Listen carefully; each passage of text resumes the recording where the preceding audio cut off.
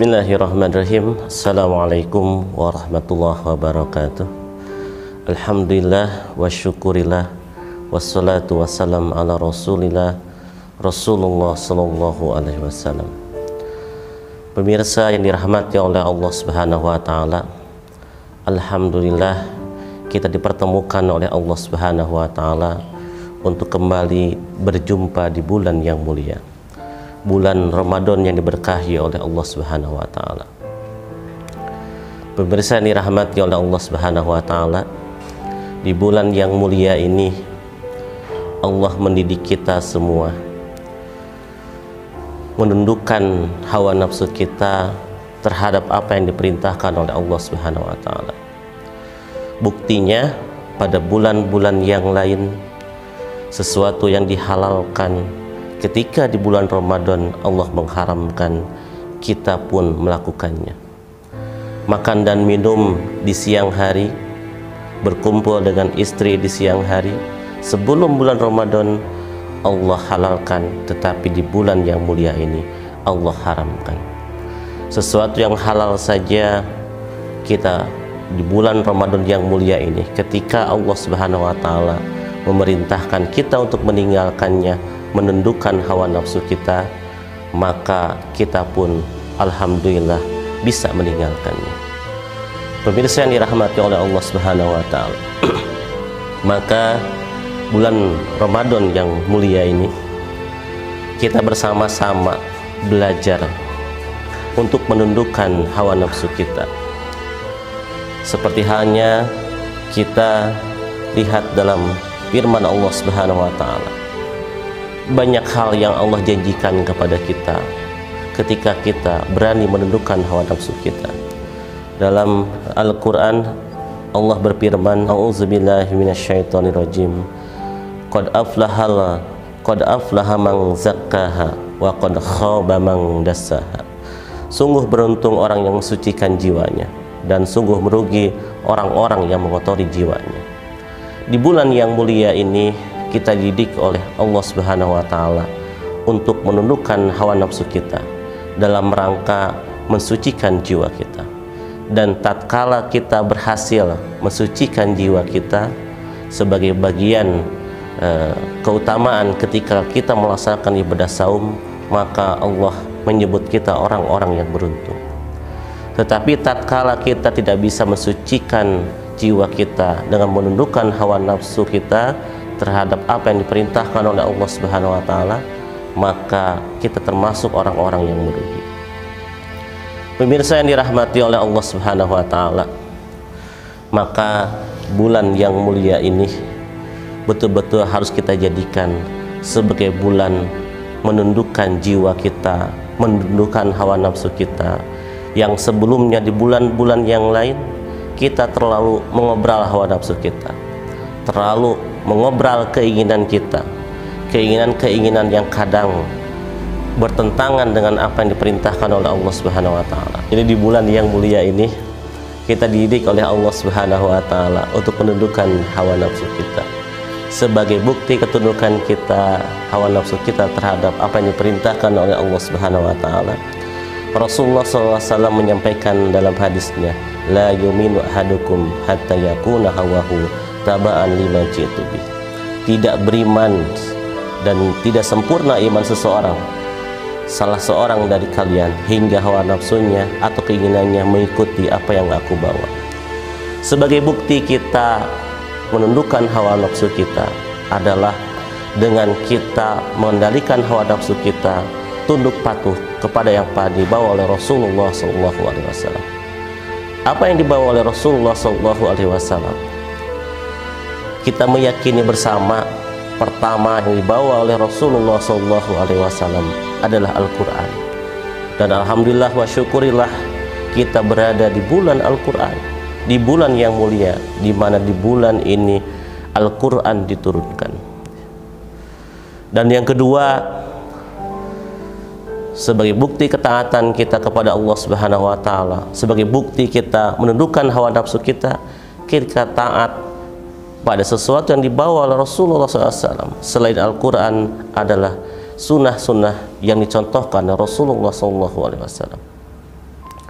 Dua hal ini menandakan tiada lain dan tiada bukan, kita harus tunduk kepada syariat yang telah ditetapkan oleh Allah Subhanahu wa taala. Hawa nafsu senantiasa mendorong kita, bisa mendorong menuju kebaikan, kadang mendorong menuju keburukan. Karena hawa nafsu merupakan dorongan naluri yang diciptakan oleh Allah Subhanahu wa taala. Ketika naluri ini muncul dan naluri ini diberikan oleh Allah Subhanahu wa taala, maka tugas dan tanggung jawab kita mengendalikan naluri ini sesuai dengan yang dibawa oleh Allah dan juga Rasulnya. Tatkala kita menundukkan hawa nafsu ini, insya Allah banyak janji Allah dan juga Rasulnya bahwa kita akan mendapatkan keberkahan. Dan bukti ketundukan kita kepada Allah dalam mengendalikan hawa nafsu kita adalah takwa, menjalankan perintah Allah dan juga menjauhi larangan Allah Subhanahu wa taala. Bahkan ketika kita melaksanakan ketakwaan ini, maka janji Allah Subhanahu wa taala akan memberikan jalan keluar kepada kita, bahkan memberikan rezeki yang tidak disangka-sangka. Segala hal permasalahan yang merupakan cikal bakalnya muncul dari hawa nafsu dan juga dorongan naluri kita, maka ketika kita berusaha tunduk dan patuh kepada apa yang dibawa oleh Allah juga Rasulnya, maka Allah akan bukakan berbagai macam jalan keluar. Bahkan bukan hanya itu, Allah pun akan memberikan rezeki yang jalannya tidak disangka-sangka. Hadirin pemirsa dirahmati oleh Allah Subhanahu wa taala, keutamaan kita menundukkan hawa nafsu adalah Allah memberikan keberkahan, kemuliaan kepada kita di dunia dan juga di akhirat. Dan ketika kita sebaliknya mengumbar hawa nafsu kita, mengikuti hawa nafsu kita, terutama hawa nafsu yang mendorong melakukan berbagai macam keburukan, meninggalkan ketaatan kepada Allah Subhanahu wa taala, peringatan dari Allah Subhanahu wa taala kepada kita semua. A'udzubillahi minasyaitonirrajim. Wa man arada an zikri fa inna lahu ma'isyatan danka. Kata Allah Subhanahu wa taala dalam Al-Qur'an, wa man arada an zikri, barang siapa yang lari dari peringatan Allah, ma'isyatan danka, maka Allah akan berikan penghidupan yang sempit. Makanya di bulan yang mulia ini kesempatan buat kita semua untuk mengintrospeksi diri kita, baik secara pribadi bahkan masyarakat. Ketika kita pada saat ini merasa kehidupan pribadi kita, keluarga kita, masyarakat kita, bahkan negara secara umum terasa sempit dan sesak, maka jangan-jangan kita lari dari peringatan Allah Subhanahu wa taala. Hadirin yang dimuliakan oleh Allah Subhanahu wa taala, para mufassir menekankan bahwa yang dimaksud dengan ma'isyatan donka bukan penghidupan yang sempit yang diberikan oleh Allah di yaumil akhir, tapi penghidupan yang sempit yang akan diberikan kepada siapa saja yang lari dari peringatan Allah di dunia saat ini. Jadi kalau merasa kehidupan masih sempit, baik pribadi, keluarga, masyarakat, bahkan negara kita, hutang tidak terhitung, jangan-jangan kita lari dari peringatan Allah Subhanahu wa taala. Dan Allah berikan janjinya ini, siksaannya ini di kehidupan dunia. Kenapa seperti itu? Karena kelanjutan dari ayat ini, di yaumil akhir balasannya berbeda. Balasannya adalah wa nahsyuruhu yaumal qiyamati a'ma. Dan Allah akan mengumpulkan yaumil akhir dalam keadaan buta. Hadirin yang dimuliakan oleh Allah Subhanahu wa taala, di bulan yang mulia ini, di mana Allah mendidik kita, mari bersama-sama berlatih, meriadoh diri kita, membiasakan diri kita untuk tunduk patuh kepada perintah dan juga larangan Allah Subhanahu wa taala. Dan kita di bulan yang mulia ini, kita harus betul-betul menguatkan diri kita, menekadkan diri kita di bulan Ramadan, bahkan bulan-bulan setelahnya, kita tidak ada lagi tawar-menawar terhadap apa yang dibawa oleh Allah Subhanahu wa taala. Hadirin pemirsa yang dirahmati oleh Allah Subhanahu wa taala, Saya berharap mudah-mudahan kita semua setelah Ramadan berlalu betul-betul bisa menjadikan diri kita menjadi diri yang bisa menundukkan hawa nafsu kita terhadap syariat Allah Subhanahu wa taala. Ketika kita tidak menundukkan hawa nafsu kita, pilihannya adalah kehidupan kita sempit di dunia, di akhirat dikumpulkan dalam keadaan buta. Tetapi ketika kita bisa mengendalikan hawa nafsu kita, pilihannya Allah sebutkan sebagai orang-orang yang beruntung. Bahkan Allah berikan berbagai macam jalan keluar di tengah kesempitan hidup kita.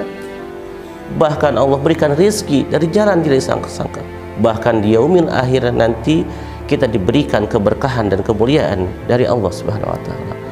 Sungguh sayang ketika kita melewatkan bulan yang mulia ini, betul-betul tidak melatih diri kita untuk belajar menundukkan hawa nafsu. Dan mudah-mudahan latihan yang kita lakukan pada bulan yang mulia ini berbekas dan termuta jasa di dalam diri kita. Kita senantiasa taat dan patuh kepada Allah Subhanahu wa taala.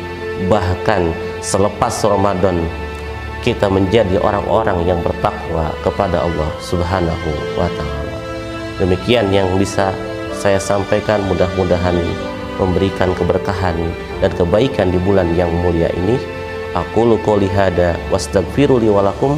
Wassalamualaikum warahmatullahi wabarakatuh.